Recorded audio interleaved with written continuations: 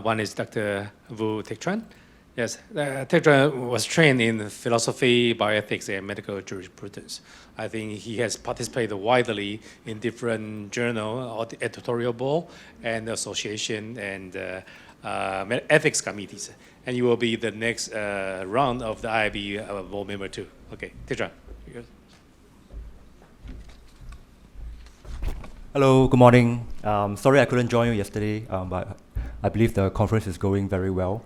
A very interesting talk by Dr. Ram Kumar was yesterday at LaSalle, which is an arts college, and they were piloting all these devices to assist neurodiverse individuals in Singapore. So it's a rising trend. And another rising trend, I think, would be on transgender and gender diverse individuals. And today, you're going to get value for money because it's going to be a dual act between myself and Dr. Cheryl Loh.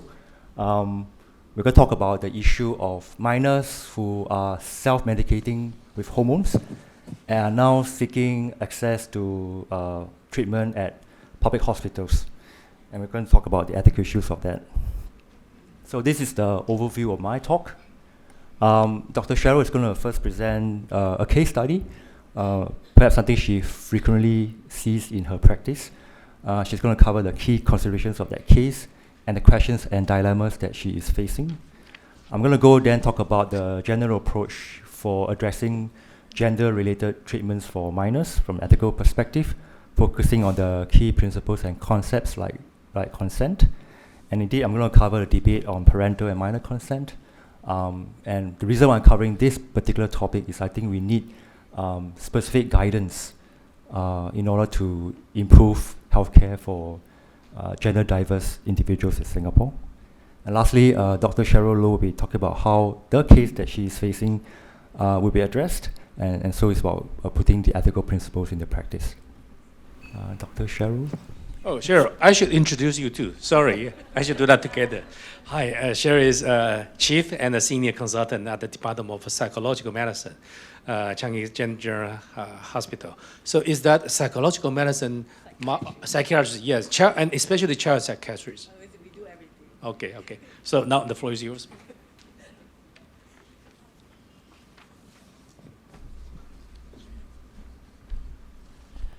So good morning, everyone. Thank you for having me here. So first, I'll just walk you through a case, and maybe, of course, every case is slightly different, but I think it gives us something, somebody to bear in mind, to think about.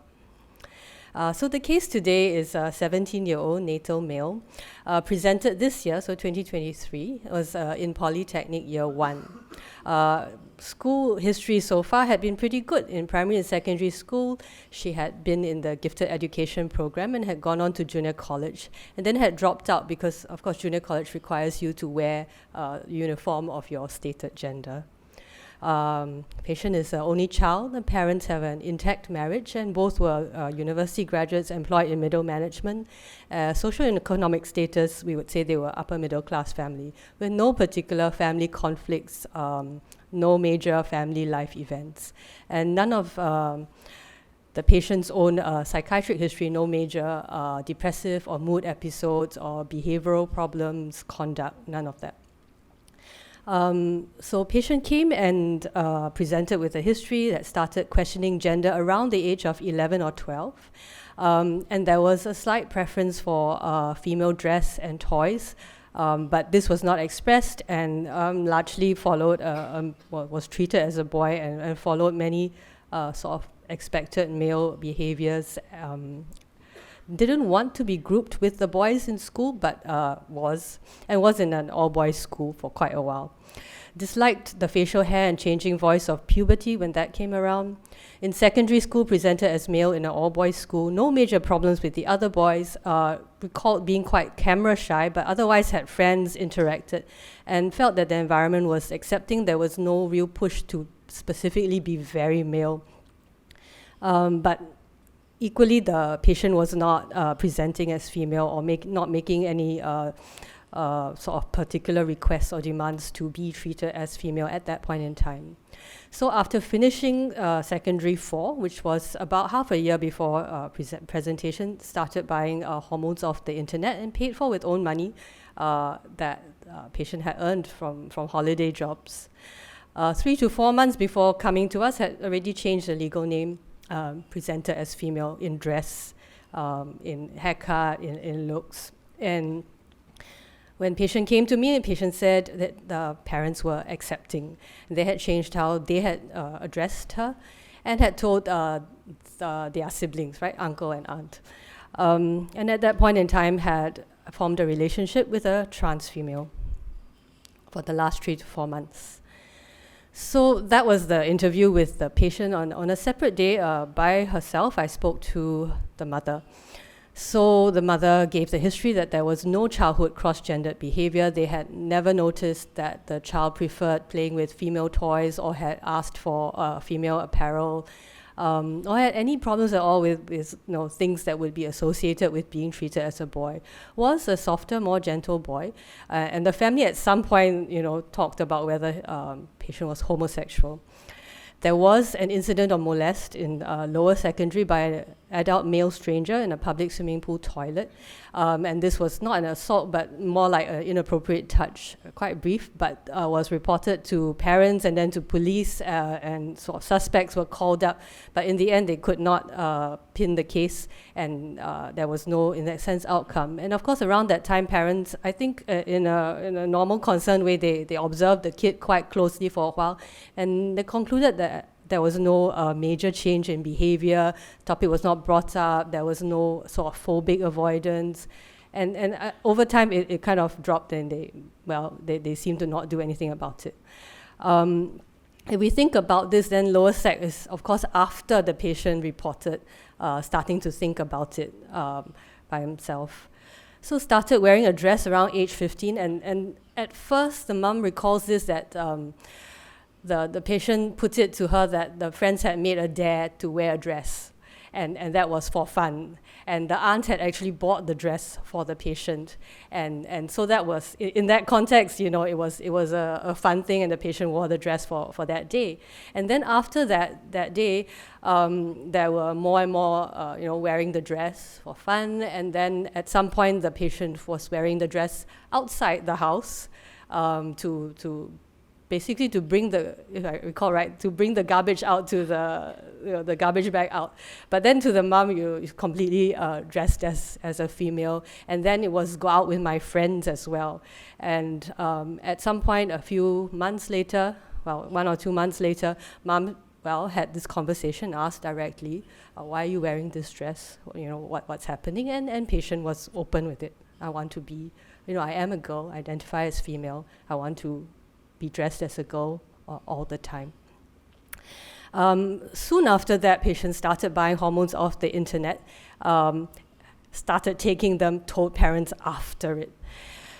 My impression at that session of the mother being caring, warm, loving, educated, sensible, trying her best to keep calm.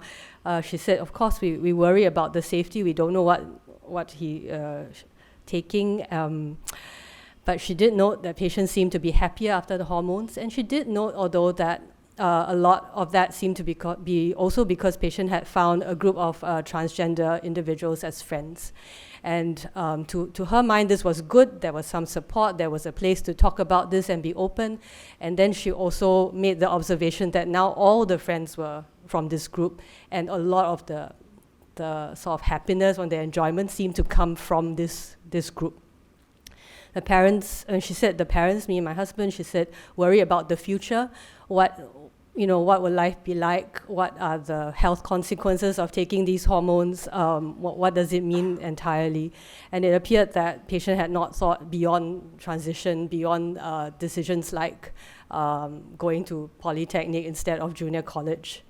Parents, of course, felt that Polytechnic for their child was an inferior choice because had the potential to go so much further. I said to the mom, your child feels that you are very supportive and you agree with this, and she said, no, of course not. We worry about it, but we don't dare. We don't dare to disagree, to reject or refuse, because we've read, and it is true, that there's a high risk of mental health problems, that they will be stressed, they will be upset, we will not have a relationship with our child anymore. And we are afraid that if we refuse and we get into a fight, and then there will be, we've heard about suicidality in this group, and we don't want that. So we don't really agree with the transition. We are very worried about it, but we also worry about disagreeing. So the patient saw my endocrinologist, saw myself, I'm the psychiatrist, saw my psychologist. So the endocrinologist had no current health concerns in that sense, right? The hormones that the patient was taking was not giving any side effects, the blood tests were normal. And then my endocrinologist had the problem, is not sure whether to continue the prescription, right? And even not sure whether to continue the follow-up. Do we keep doing, if we were giving the hormonal prescription, we would be following up with tests, with blood tests, with measurements, with physical exam, and we would be doing that, and that's the safe thing to do for the child's health. If we're not giving the prescription, do we just do blood tests, assuming we know what the child is taking, and then we're giving advice, assuming we know what the child is taking? Myself, I made the observation that parents are not truly freely supportive. If we talk about informed consent from parents, they were not freely supportive. They had more of a fear of disagreeing. The patient, of course, I would say, had no mental illness and had mental capacity of her age, right, 17 years old, and was well adjusted with the current transition. The psychologist saw no mental illness, no issues with decision making, and no particular support needs right now. So I mean, the psychologist not only does diagnostic, they also have the opportunity, if there is a support need, a psychological support need, then they would offer continued therapy sessions. So I guess as a multidisciplinary team, we arrived at this point and we asked ourselves, do we as medical professionals continue prescribing hormones?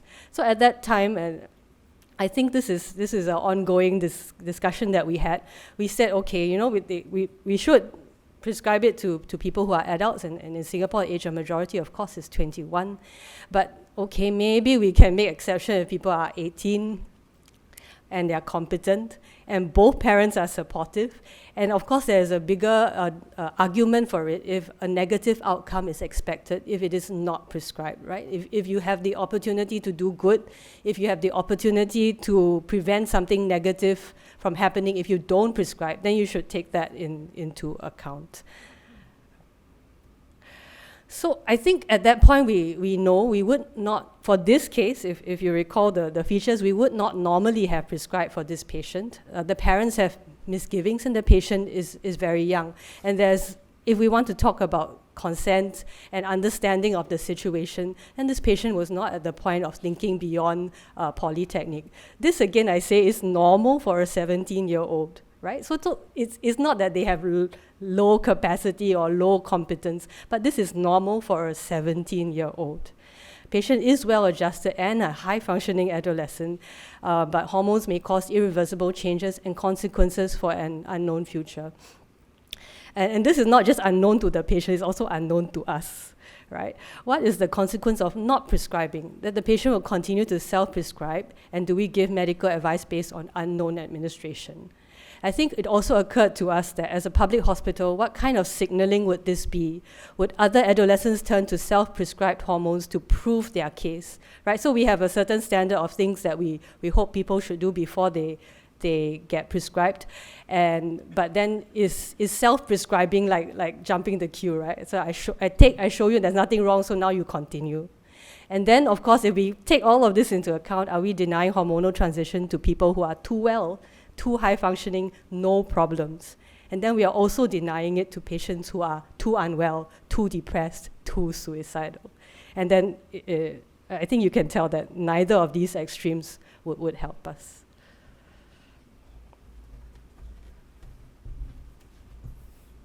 Right, so I worked with other clinicians in Singapore who I think face even worse dilemmas involving parental conflicts, parents threatening the minor if they continue treatment, threatening the professional with complaints if they continue prescription and so forth. So, but the general approach, I think, we really to ground ourselves in the first principles and the concepts, and it's really grounded in these three considerations of ensuring that the consent is robust, so assessing the likelihood of whether this is truly the patient's decision and the likelihood of going back on this decision and so forth, assessing for Gilead competence. Patient-centered care, which is best, I think, delivered by a multidisciplinary team, which is, I think, the usual practice to meet the needs of the patient. And lastly, about harm minimization at both individual and public health levels. We've heard Cheryl talk about signaling, and this is at the public health level. We don't want to encourage minors to self-medicate in order to access treatment at a subsidized cost, right? But at the individual level, one possible interpretation of harm minimization is that if you can avert or prevent the risk of imminent serious harm, then this should be preferred and be more weighty than the risk of theoretical probable harms in the future, right? So always try to save the child first, alleviate the suffering, and then we can monitor over time to look at the harms and minimize them. I think national guidelines are currently in development. I'm not so sure about ethical guidelines, but we do need a lot of guidelines on, say, consent, right? And these are really controversial areas, and my intention here is just to point out there's a big debate on this, and we need to figure out together as a nation on how best to serve the needs of transgender patients. So should parental consent be required? There's a for and against. I won't go through this in the interest of time, but I think it's fairly straightforward. Okay. Should minors be permitted to consent themselves, and this can be together with parental consent or independently of parental consent, and this is even a more controversial topic, right? So philosophers, bioethicists, clinicians have leveraged arguments along the lines of autonomy and beneficence and non-maleficence. In terms of autonomy, they've argued, for example, that allowing minors to be treated is really a way for them to express themselves, their authentic selves, or to way to explore themselves in a healthy way. So transitioning is a way of healthy exploration. Okay, so it serves both autonomy and beneficence. Again, of course, there are all these concerns about biologically and socially immature minds, about the fact that, on the one hand, I might say that today I identify as such gender, a few months later I might identify in another gender. So there are really concerns about authenticity.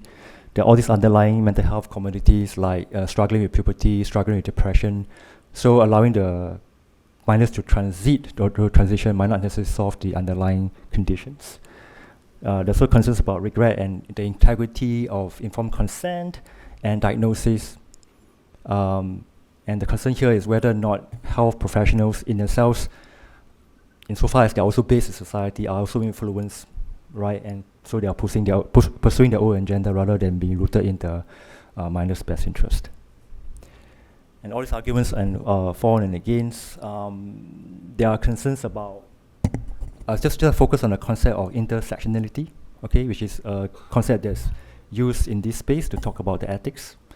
So it's actually the idea here that we have multiple identities and they can intersect to create modes of discrimination as well as privilege. So if you allow the minor to transition, the minor might actually move from a position of constant ridicule, stigma, to a position of being embraced by their own peers and being accepted and so forth, which I think is hinted at in Cheryl's case. So we do need guidance, and it might be instructive to look at current legal cases. And there are multiple cases across various jurisdictions. I just focus on the UK context. So Bell versus Tavistock considers a judgment of whether or not minors below the age of 16 are competent to consent. And originally the court said no, but the Court of Appeal overturned this judgment and said that it should be clinicians that determine Gilead competence and not the courts. Because in the original judgment by the High Courts, it was suggested that it should be clinicians, it should be the courts that determine whether or not minors are competent. So that was overturned. In AB, CD, and others, this was also a case that involved Tavistock as a NHS trust. And the idea and the concern and this application was made by the parents, right, to ask the court to make a declaration on whether they themselves are able to consent on behalf of their child. And the court say yes in some, okay, and this is independent of whether the child is legally competent or not competent. Okay, if the child is competent, the parents can consent together. If the child is not competent, the parents can consent on their behalf and so forth. Okay, so these are really independent concepts. But I think it's important to address this often, I think, misconception among us that legal competence means that you don't need to pursue parental consent, when in fact, GE often prescribes the need for parental consent unless it is contrary to the best interest of the child. So what I gather from all these cases is that there really should be some consistency in the way we apply legal competence. And in fact, Bell versus Tavistock, AB versus CD considers a case of whether or not gender-affirming care is a form of special kind of a medication or intervention, and the court says no, it is like any other kind of treatment based on best interest, right? And what is interesting also about the case is that in the event that parents truly felt pressured, like what was discussed in the case, to consent, or clinicians really feel that it's not in the best interest, then they may apply to the courts to make a decision. Of course, we don't really necessarily need to get the arms of the law into action. We can actually get an independent ethics committee to review and decide. So earlier I mentioned that you actually do need and should get parental consent even if the minor is able to consent. And this is actually consistent with the WPATH version 8 recent version, in which they recommend parental involvement.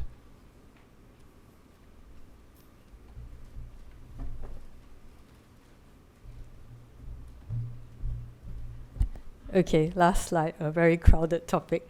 But I think just to share what we did, we thought about what non-prescribing would do, because this is a patient already on hormones, and if we think about it, then at our current standard at that point, this patient would not have received hormones from us. So we think about the physical health and safety. The patient is currently safe and physically well and open to come back and had self-declared medication. And so we felt that if we didn't prescribe, then it would be possible and it's likely that patient would continue to be physically well and safe. And we had felt that we would be able to maintain a reasonable relationship of giving advice. And if the patient should come back, then there would be point of care testing and advice at that point in time. But to offer a certain program of following up and treating would well be more like if we were giving the hormones ourselves. Then we thought about the psychological health. At present time, patient had no mental illness. The family relationships were intact, and the professional relationships can also be intact. I think a lot of times when we're seeing patients, there's a certain assumption that if we don't agree with them, then we are almost like in an argument, in a conflict. And I think in a way I don't see it like that we can disagree, and yet we can give the patient the experience of care and understanding, and they know that they can come back. Personal well-being, the patient had socially transitioned and had an intact peer group. The future national service education was manageable. Things about job and marriage, if we don't prescribe or whether we did or did not prescribe, there was time to decide on that. Family well-being, this of course was not good. If we don't prescribe, the patient would most likely continue with the self-prescribed hormones. And then for the parents, there was a lack of assurance, there would be more worry, there would be a lot more costs. Then we thought about public health, and we understand that there's quite a small and tight-knit community online where the transgender young people organize themselves, and we understood that this is a real possibility, that if we were to consider that if you self-prescribe and you are well, then you can come to the hospital or to our clinic and continue to get that prescription, then that would trigger a risk of other patients who might not be in the same situation at all, who might not have the same well-being, the same mental health, physical health, but they see that point and they say, okay, well, I'm going to self-prescribe, and then they will continue it for me. And this was, a certain consideration as well. At this point in time, we don't have national guidelines on the treatment of gender dysphoria, and the MOH has put that into place, the treatment of gender dysphoria for adolescents, of which I am the chairperson. And so that work is being in place. But I think one of the things about working on the guidelines is really that you understand that the guidelines are about boundaries for public health safety, so that there's a certain standard of things you cannot do or should not do or which are dangerous to do. But certainly in this area, there's a lot that we don't know. So while we are drawing large boundaries for public health safety, we also want to build in, when you make guidelines, a certain flexibility for individual good. And so that's one of the principles that we have in our guidelines, that certain things which are dangerous, and so dangerous is the bottom, right? Then the top is things which are good to have, things which we aspire to, which we believe in, which we want for our children. Then these are what the public health safety concerns are and what the guidelines should be. And then we want to build into that certain flexibility for individual good, always asking the treating physicians to make decisions for individual good, and then maybe a little bit prescriptive in between as well. What does this mean? What do you have to do to almost to prove or to show? Right? In the end of the day, guidelines cannot insist on people's ethical behavior, but we put it there. It is an aspirational statement, but also it is a certain way of saying, if you do these things, this is what is expected. This is what we mean by ethical behavior. Research, then we understand that if you had a patient like this becomes a loss to follow up. Patient does not receive a prescription for you, is very likely, and we understand from large overseas longitudinal studies, that they will become lost to follow-up. And this becomes a bit of a problem in the system, that patients who are not receiving treatment for you are often lost to follow-up in research. And in a way, this hampers our future understanding and growth.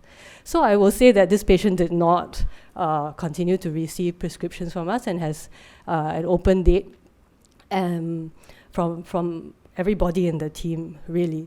And one of the reasons why I bring this case is that, like Teck Chuan says, very often you call in the ethics committee when the parents are banging on the table and the child is screaming, accusing you of being bad doctor, and all this kind of thing. But actually this case went quietly, right? Everybody was really civil and intelligent and sensible and not depressed or suicidal. And we ended it and was pleasant, and patient has a 2-year follow-up to keep the subsidized status open. Okay, if you know, you know. But I think it left me definitely asking the question, did we really do the right thing? Was this the best that we can offer our patients in general and this patient in particular? So I think we open up this discussion and we don't close it, and we invite you to keep thinking with us and for your patients. Thank you.